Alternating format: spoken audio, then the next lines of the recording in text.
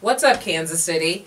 I'm your host, Rhonda Smith, and to the right of me, this is a candidate for 5th District, Mr. Edward Bell. How you doing, Edward? I'm doing well, Ms. Rhonda. Great, great, great. What do you want to be called, Edward or Ed? Whatever's fine for you. Edward's fine, Ed is fine. Okay, okay. We've been sitting here talking for several minutes, and man, this is explosive. I like talking to you, first of all. You've got a lot of great ideas that you need to put out there. Yes, ma'am. And hopefully we're going to provide this platform for you. So, your motivation for running for City Council, talk to me about that.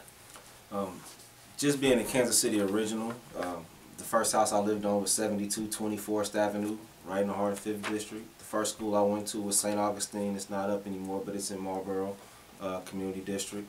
I graduated from Bishop Hogan High School, and it was still Bishop Hogan. So I remember going to the landing and smelling Topsy from end to end, the arcade in there. So I remember what Kansas City used to look like, used to feel like. And there's been some changes, good and bad. And so for me to get involved is my way of saying I want to help make Kansas City better. I want to provide my contribution to my community.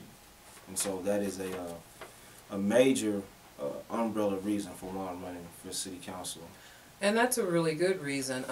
City Council is almost that first step towards what the main goal is. But right now, just to say focus, City Council is such a big step. So what do you hope to accomplish if you're elected into City Council? A couple of things. The first one is really just to reestablish a sense of dignity and respect and credibility with 5th District City Council leadership. Sure, sure. And this isn't an indictment against anybody, period. Just that the things that have been associated with the 5th District, news-wise, and just awareness, just hasn't been on the positive side. It's been more surrounded around controversy, and there are motivations for that. I'm totally aware of that.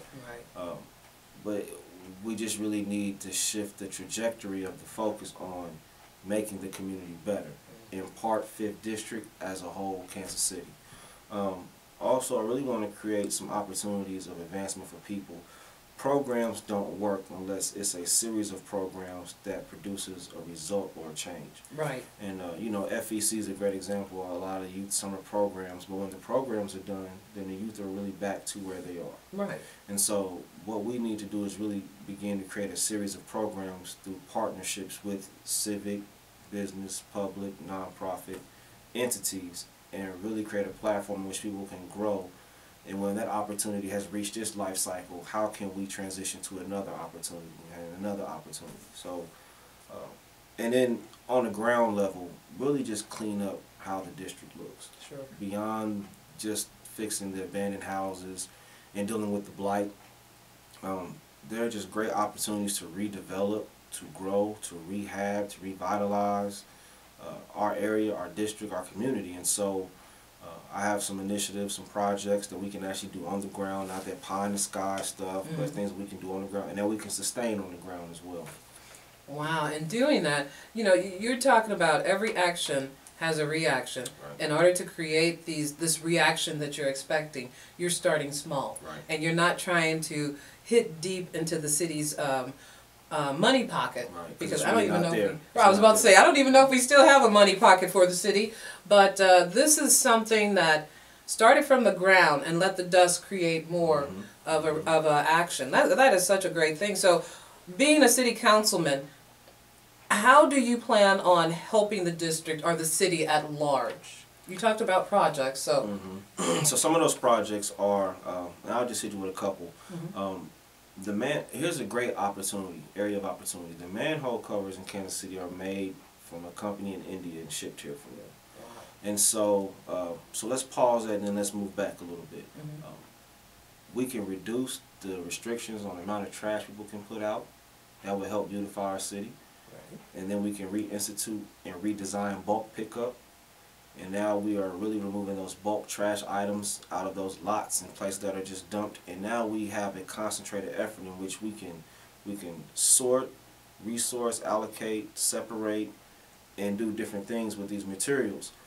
One of the things is putting a manufacturing plant on the east side of the district and on that Bannister Federal Complex site, And that'll be a separation site for recyclable materials, doing auto body work, but then also taking those recyclables and then making the manhole covers. So now we're seeing a project come full circle to address a need that we have or an opportunity that's present that typically wasn't accessed. That's just one. Another one is really these mind to market initiatives that that's what I call them. Starts in your mind, you bring them to market. Kansas City is known as the city of fountains. Right. And so what we can do is create a VOTEC program that creates a track to union membership, participation, apprenticeship programs, and end with the worker or laborer getting some kind of certification or becoming part of a union.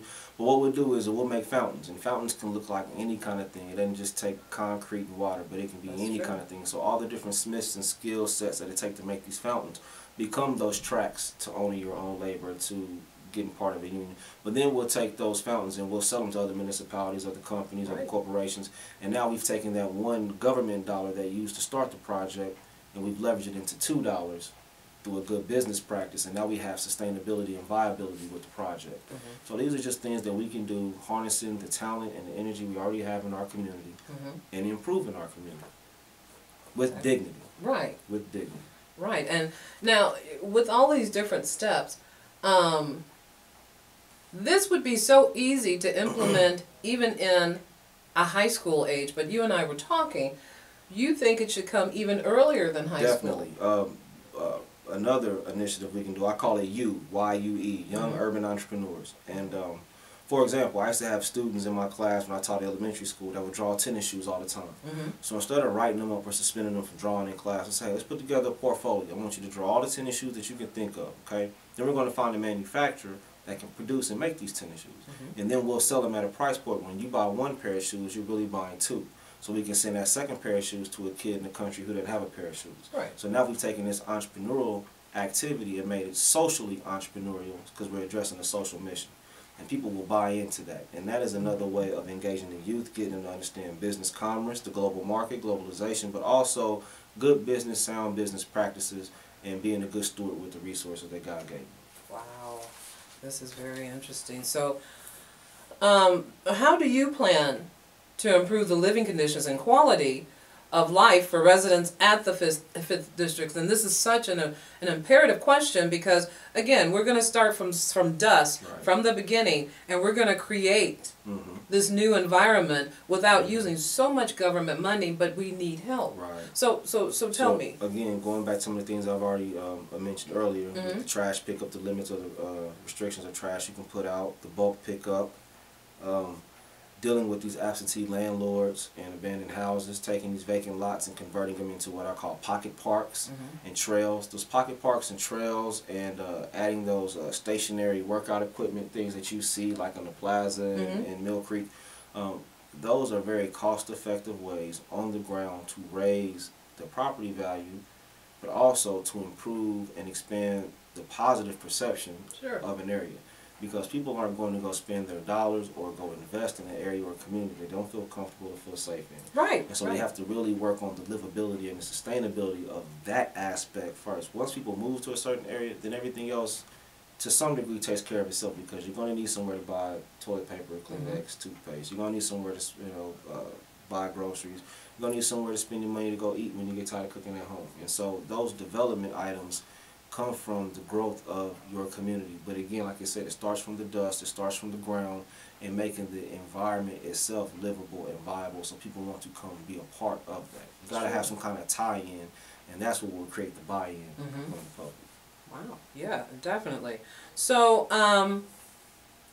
we talked about recycling. And that's such a big thing for the urban community. I'm not so sure that the urban community has taken it so seriously as other communities have. It is so imperative that recycling, there is a purpose, there is an end, there's a beginning and an end. So, do you? Well, just to speak on that, a great way to get people engaged and involved in caring for your community is to get them to see the connectivity between them and their community. Another initiative that I have is called Urban Gardens.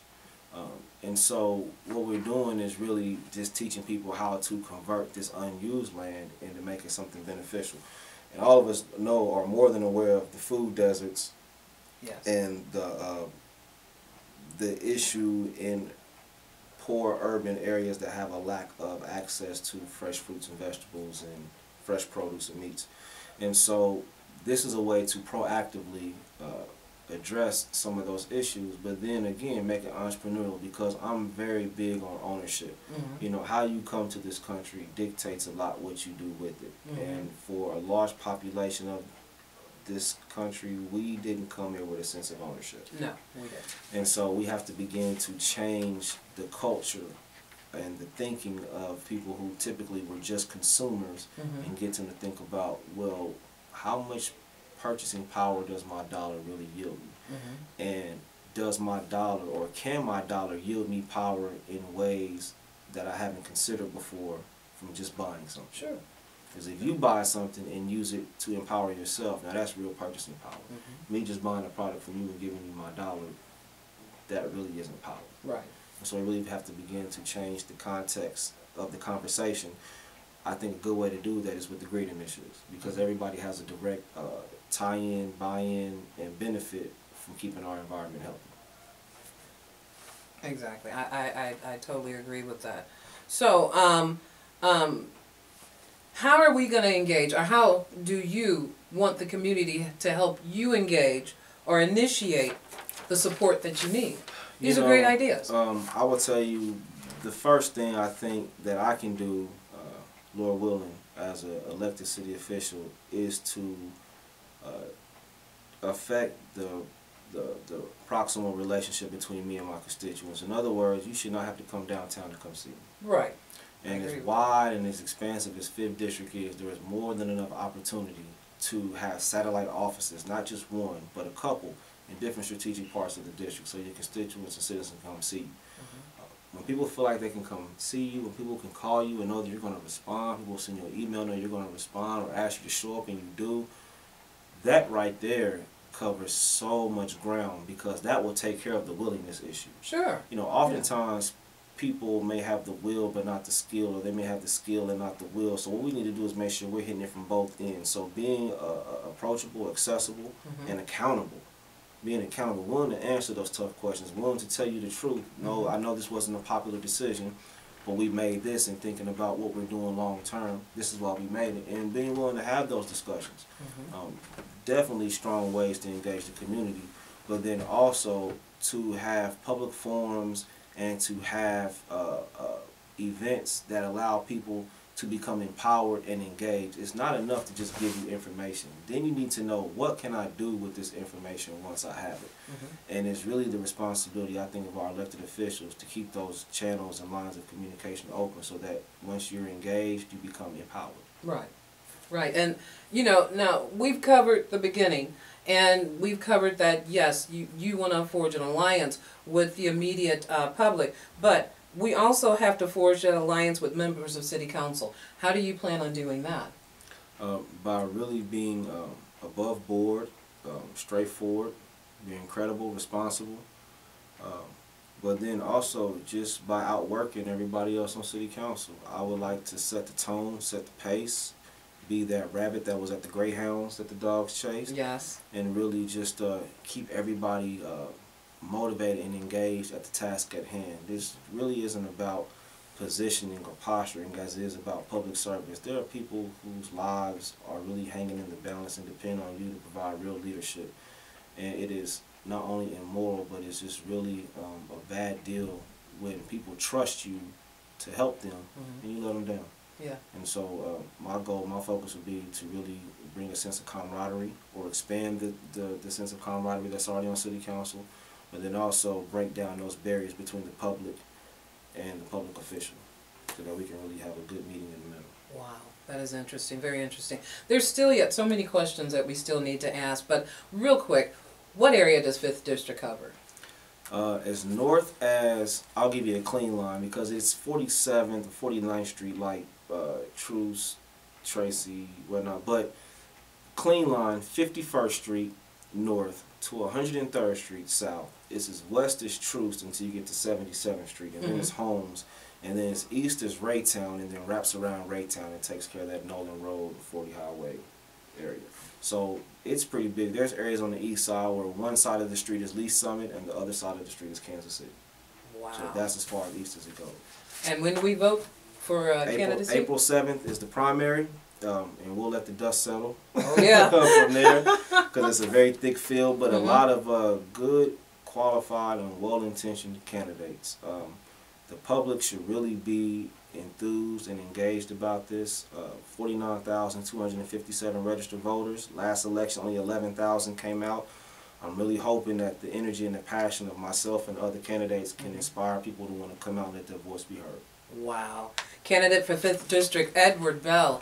You heard him. Voting. We started from the beginning, and now it's time to end, and it's going to end with the voters. Please come out and vote. Remember this. Take one day at a time. Thank you very much. I'm your host, Rhonda Smith. What's up, Kansas City? CMG wants you to always remember, the victory we call success goes to the best prepared. When you invest in your community, you're really just investing in yourself. Thanks.